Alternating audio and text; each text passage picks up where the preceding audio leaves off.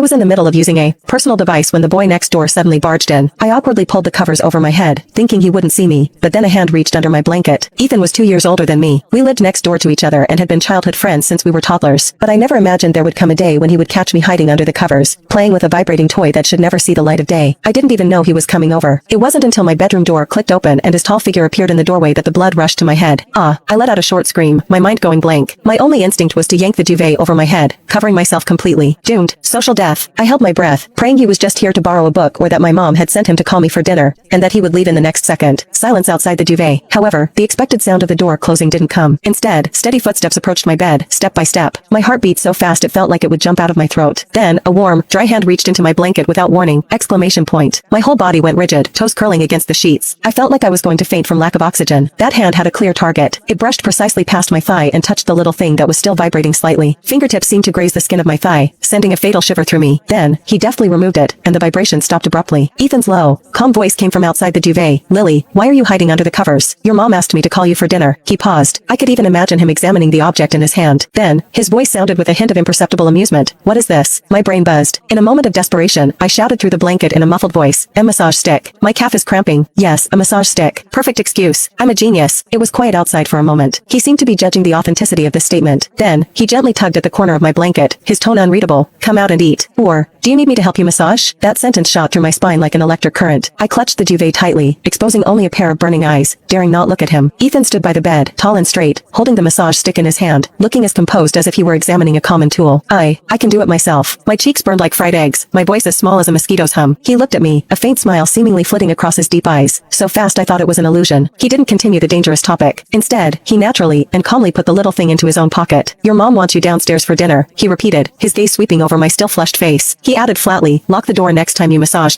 With that, he didn't stay any longer. He turned and left my room, even thoughtfully closing the door behind him. I was left alone in the room with a heart about to explode. He took it? Why did he take my stuff? And put it in his own pocket? That thing, it might still have. I dared not think further, burying my burning face deep in my knees. Ethan, what does he mean? I spent 10 minutes mentally preparing myself in my room before dawdling downstairs for dinner. At the dining table, my mom was enthusiastically serving Ethan food. "Ethan, eat more. If only Lily were as sensible as you, I'd worry less." Ethan smiled politely. "You're too kind, Auntie. Lily is great." He looked completely at ease, as if the dominant and ambiguous man in my room just now was a hallucination. This realization made my ears hot, and I buried my head even lower. My mom, oblivious, continued to chatter. "Ethan, you're an orthopedist, right? Lily's been complaining about shoulder and neck pain from painting lately. She won't go to the hospital. You should talk to her." Ethan put down his chopsticks, his gaze seemingly inadvertently falling on me. His look was calm, yet it made me feel like I was sitting on pins and needles. The corners of his lips curved slightly, his tone warm and concerned. "Is that so? If your shoulder hurts." He paused before continuing.